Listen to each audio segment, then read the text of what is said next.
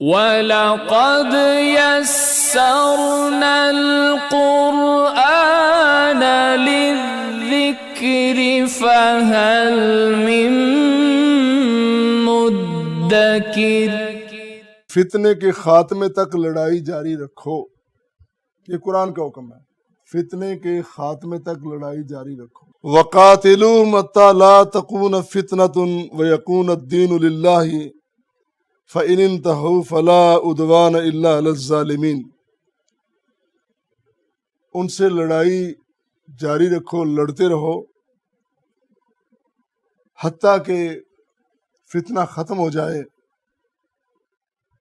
اور دین خالص باقی رہ جائے، امن قائم ہو جائے۔ فتنہ پروروں کا، فسادیوں کا آپریشن کرنا اس کی اجازت ہے اور وہ کرتے رہو۔ اور پھر فرمایا کہ اگر وہ باز آ جائیں، فَإِنِ انْتَهُوا، اگر وہ باز آ جائیں، ہتھیار پھینک دیتے ہیں، امن کی اپیل کرتے ہیں، پھر ان کو زندگی بخشی جائے، ان کو موقع دیا جائے، ان کو موقع دیا جائے، پھر ان پر زیادتی سے روکا گیا، فَلَا عُدْوَانَ إِلَّا عَلَى الظَّالِمِينَ۔ یہ لفظ بڑے قابل غور ہیں۔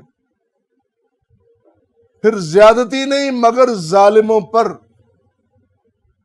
کیا ظالموں پر زیادتی کی اجازت ہے؟ یہ بڑے قابل غور الفاظ ہیں۔ فَلَا عُدْوَانَ إِلَّا عَلَى الظَّالِمِينَ، کہ زیادتی نہیں مگر ظالموں پر۔ بھئی جو ظالم ہے اس پر تو زیادتی ہے ہی نہیں۔ ظالم کو ختم کرنا تو ظلم کو ختم کرنا ہے، معاشرے کو امن دینا ہے، معاشرے کو فساد سے، فتنے سے روکنا ہے، قتل و غارت گری سے روکنا ہے۔ لہذا وہ زیادتی نہیں ہے جو ظالم کو ختم کرنے کے لیے، ظالم کے ظلم کو روکنے کے لیے کی جائے۔ پہلی بات، امن، سلامتی ہمارا مدعا اور ہمارا مقصد ہے۔ ظلم و زیادتی کی کسی کو اجازت نہیں ہے۔ پھر ظلم زیادتی کو ختم کرنے کے لیے ہر مناسب طریقہ اختیار کرنے کی اجازت ہے، لیکن اگر سامنے سے ہتھیار پھینک دیے جائیں اور وہ دارالامن میں آنا چاہیں اور وہ آپ کے پرچم کے نیچے آنا چاہیں اور آپ کے پرچم کو سر بلند کرنا چاہیں تو پھر ان کو اجازت دی جائے، ان کی درخواست کو قبول کیا جائے۔ اور اگر اس میں بھی آپ سمجھتے ہیں، آپ کی انفارمیشن ہے کہ ان کی چال ہے، پھر آپ موقع پہ فیصلہ کر سکتے ہیں۔ یہ ساری اسٹریٹجیز جو ہے یہ وقت کے حساب سے ہوتی ہیں۔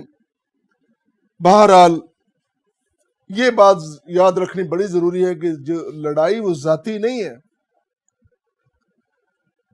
کہ میں نے فلاں علاقے کو تباہ کرنا ہے، میں نے فلاں قوم کو تباہ کرنا ہے، میں نے فلاں گروہ کو تباہ کرنا ہے، میں نے فلاں فرد کو مارنا۔ یہ ذاتی لڑائی نہیں ہے۔ قرآن ہمیں یہی سبق دے رہا، اور نبی کریم صلی اللہ علیہ وسلم نے فرمایا، صحیح بخاری کی روایت ہے، من قاتل لتکون کلمۃ اللہ ہی العلیٰ فہو فی سبیل اللہ۔ جس شخص نے اس مقصد کے لیے لڑائی، قتال اور جہاد کیا کہ اللہ کا نام سر بلند ہو جائے، فَوَ فِي سَبِيلِ اللَّهِ، وہ اللہ کے راستے میں ہے، بالکل اس کا صحیح موقف ہے۔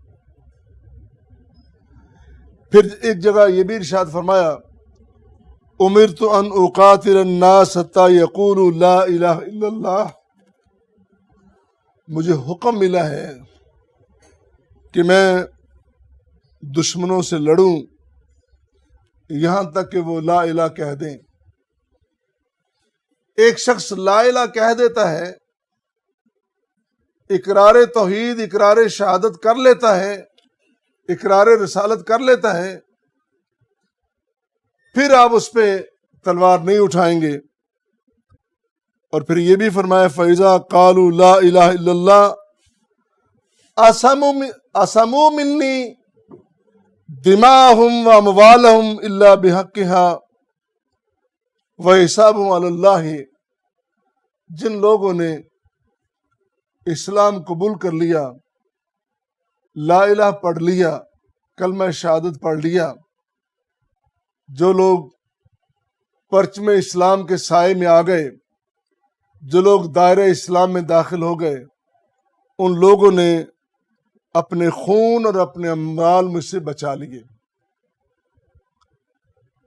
یہ حدیث ہمیں بتلا رہی ہے کہ لڑائی، قتال، جہاد، جنگ، غزوہ یہ ذاتی نہیں ہے، اصولوں کی بنیاد پر، اصولوں کے دائرے میں آداب کو ملوز خاطر رکھ دے۔ وہ آداب جو پیچھے میں نے بیان کیے ہیں، ان آداب، ان اصولوں کو ملوز خاطر رکھتے ہوئے پھر اگر کوئی آپ اقدام کرتے ہیں تو وہ انشاءاللہ اللہ کے ہاں قابل قبول ہوگا اور اس کا اجر بھی ہوگا۔ پھر آخر میں یہ بات دہرا دیتا ہوں، فَإِن انتہوا فَلَا عُدْوَانَ إِلَّا عَلَى الظَّالِمِينَ۔ پھر اگر آپ باز آنے والوں کو، ہتھیار پھینکنے والوں کو، آپ کی پناہ میں آنے والوں کو اگر آپ پھر بھی کچھ کرتے ہیں تو پھر یہ ظلم شمار ہوگا، پھر یہ امن کا قیام نہیں ہوگا۔ اللہ ہم سب کو کما کہو قرآن کریم کو سمجھنے، عمل کرنے کی توفیق عطا فرمائے۔ وآخر دعوانا ان الحمد للہ رب العالمین۔